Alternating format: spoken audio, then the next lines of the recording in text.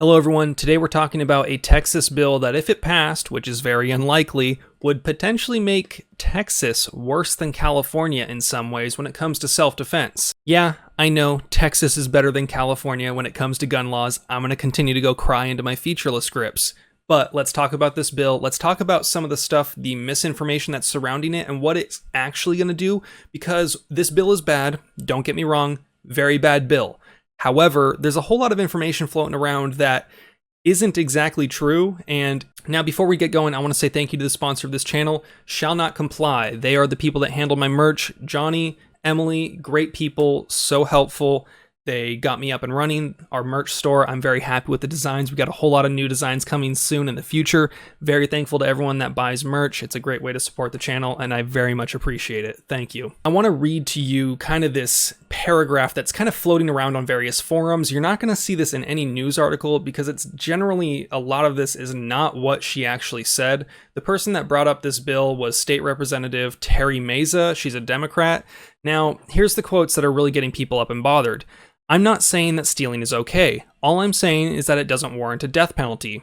Thieves only carry weapons for self-protection and to provide the householder an incentive to cooperate. They just want to get their loot and get away. When the resident tries to resist is when people get hurt. If only one side is armed, fewer people will be killed. Now, the fact that she said loot, or said loot, that should have been a dead giveaway. Under the new law, the homeowner's obligation is to flee the home at first sign of intrusion. If fleeing is not possible, they must cooperate with the intruder. But if violence breaks out, it is the homeowner's responsibility to make sure no one gets hurt.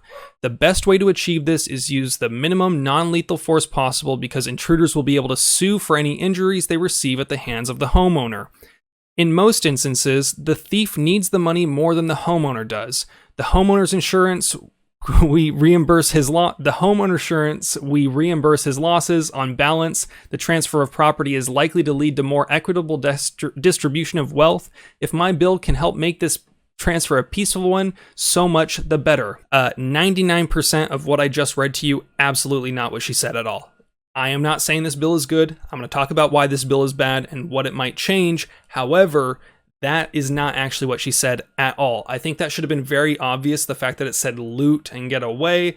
They use gender pronouns, which anyone that's that progressive is not going to be using gender pronouns. They talk about transfer of wealth. Just, it's so ridiculous that when I first saw it, I was like, that's an Onion article or that's a Babylon Bee article. There's no way that that's actually real. I looked into it. 90% of that appears as if it was not real. There were some things that she said, and generally I think this is a very bad bill. I don't think it's going to pass. It seems pretty much dead on arrival, but let's talk about what it actually covers. So I'm going to actually link a Snopes article. Now I know a lot of you are going to get your panties in a bunch, but Snopes on this case, they had enough integrity for themselves to say that it was a mixture and say that a lot of it was fake or a lot of it isn't true about what's being said about this bill and a lot of it is true. It's kind of a mix. The analysis at the end that we're going to read together really shows why it actually truly is a bad bill. A lot of people are taking this bill to mean that you absolutely have no right to self-defense in the home in Texas or anywhere in Texas. You cannot defend yourself. It's definitely not saying that. It is, however, adding duty to retreat in many cases, but let's talk about what's actually going to be changing. Generally, when people think of castle doctrine, they think also of stand your ground laws. Those are generally two kind of different things, and I think this article does a good job of deciphering those, but I want to show you, I'm going to have a link in the description down below to the actual bill text that you can read. You're going to want to read 9.32, 9.41, and 9.42 if you want to read what's actually going to go into law if this passes, which it probably won't. So 9.32, deadly force in defense of persons. It adds a requirement that people using deadly force to protect themselves in situations outside of their own home must be unable to safely retreat. I think this is a problem because when you add a requirement, maybe in the moment you don't know that you have the ability to retreat. Maybe you're not aware of the fact that there might be a Batman secret smoke bomb that you can throw down on the ground and get away. And this is really where I think it's going to get a lot of people in trouble because the prosecution after the fact might be able to prove that there were adequate means to escape. And yes, the fight you avoid generally is the fight you win.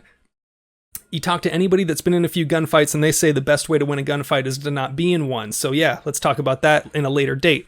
It removes robbery and aggravated robbery from crimes that justify deadly force outside of one's home. Means that if someone takes the money out of your wallet or forcibly takes your property or money or tries to rob you violently, that is no longer automatically a justification for deadly force outside of the home, which blows my mind. Removes language that explicitly describes an unlawful entry with or without force of a person's home, vehicle, or place of business as a reasonable basis for the use of deadly force. Basically saying that you no longer automatically have the reasonable basis for use of deadly force if someone just enters or forcibly enters your home, which kind of sucks. It clarifies that changes to this section do not require a person to retreat when the defender is using deadly force in the person's own habitation. Later, we go on to discuss the fact that that's different than what it previously, I believe, said, where you had rights to be there. Now, if you're in a friend's home who they gave you permission to enter there, that is not the same thing as defending yourself using deadly force in your own home if this bill were to pass, which is kind of ridiculous if you think about it. Now, 9.41 and 9.42 are basically just saying that a habitation on land they're describing basically your home as a form of property covered under those sections. So now we're really going to get to the meat of it, the analysis, and this is where you can tell that Snopes is trying to write this article in a way that paints it in a more positive light, but ultimately they couldn't really get away with saying anything positive as a whole if you know what you're looking for and you know what you're reading. So, if one takes the Castle Doctrine to be a prohibition on a legal requirement that people attempt to retreat before defending their own home with deadly force, Mays' bill does not explicitly repeal it. Basically saying it's not saying that you always have to exit or try to exit prior to using lethal force. But, as stated in her proposed legislation, a person who is in the person's own habitation who has not provoked the person against whom the deadly force is used and is not engaged in any criminal activity at the time the deadly force is used is not required to retreat before using deadly force as described in this section. So if you're in your own home, you did not escalate or antagonize that person who's entered your own home, you are not breaking the law and committing any criminal activity at that time, which... to all the shall not comply folks out there, I don't know if that's going to be covered. But if you're in your own home, you're not antagonizing them, and you're not breaking the law currently or engaging in criminal activity, you don't have to retreat. However, more accurately, this bill limits stand your ground self-defenses, which are laws in various states that allow for the use of deadly force in self-defense outside of the person's home. Mays' bill does add a duty to retreat clause, but that clause only applies outside a person's own home, an area typically considered part of not typically considered part of Castle Doctrine. The bill would also remove robbery and aggravated robbery from the list of crimes meriting deadly force when outside one's home, but again, this would be a challenge to stand your ground laws, not Castle Doctrine. Basically, the big thing they're focusing on is they're twisting the words of the claims people were making. When people like you, people like me, people that are pro-gun, pro-self-defense, pro-Second Amendment, when we see a bill that limits the ability for someone to use self-defense, we see that as a bad thing. And we're going to say, we're going to say negative things about that bill. We're going to disagree with it. This article is very much focusing on the, whoa. It's not getting rid of Castle Doctrine. It's not getting rid of Castle Doctrine. You're wrong. But really what we're saying is that it's limiting one's rights to defend themselves, and we don't like that. We want to be able to legally defend ourselves against people that are meaning to do us harm or harm someone else or take our property, our livelihood, whatever it is. And that's kind of where they're making that differentiation to make it seem like it's more accurate, like this bill is actually not as bad and that we're blowing it out of proportion. The bill does narrow, to a degree, situations in which Castle Doctrine might apply. For example, it limits the use of deadly force without a duty to retreat to a person who is in the person's own habitation, as opposed to a person who has the right to be present at the location where deadly force is used. So this kind of situation where it's in currently, now keep in mind I'm not a lawyer, that would mean maybe if you're in someone's house that you have permission to be in, if you're at a hotel, basically if you are in someone's property that you have the right and permission to be at, currently you would be able to fall potentially under the Castle Doctrine laws. If it changes, what this bill would do is make it so that it only applies to your own physical home. It also appears to remove some room for judgment in the interpretation for what calls the deadly force with minor language tweaks, such as replacing would be justified with is justified in several sections. I'm going to let legal scholars take care of that because that is outside my wheelhouse. Because May's bill does not repeal a narrowly defined castle doctrine, but does limit the scope of when and where deadly force can be used in self-defense with the duty to retreat provision, we rank the claim that HB196 repeals castle doctrine as a mixture. Now, ultimately, HB196 is a bad bill. We need to oppose it. If you live in Texas, oppose it. Write your legislators. Tell them, do not pass this bill. Contact your friends in the area. Tell them also about this. The more people that know about this, the better. Here's the thing. People love to talk about how great Texas is and how great the gun laws are.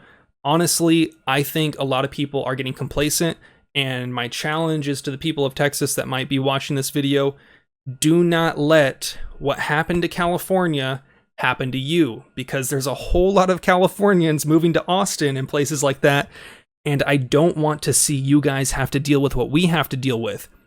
We are trying to fight the good fight it in the courts, keep anyone else from having to do this in the future, but it's going to take time. And in the meantime, I really don't want to see Texas fall.